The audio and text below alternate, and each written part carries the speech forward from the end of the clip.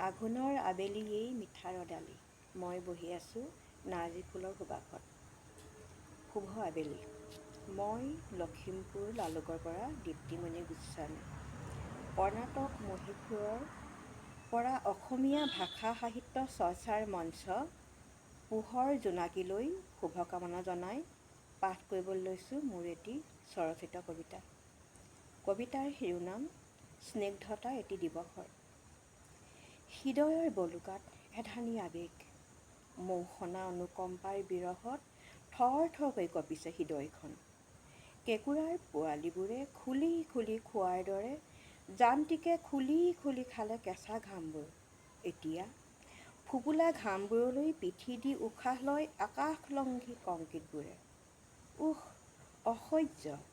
হিয়া উজাৰি বিলোৱা কেঁচা মাটিৰ মমতাত আজি কলংকৰ ৰেখা। দূৰৰ পৰা চন্দ্ৰৰ পৃষ্ঠত জিলিকাৰ দৰেই। ভুল হয়তো সেইখিনিতেই হ'ল, যি যাত্ৰাত ৰখা নহৈছিল কৃত্ৰিমতা, আৰু দিনলিপিত স্থান দিয়া নহৈছিল ভোক ভাগৰ টোপনিৰ জঠৰতা।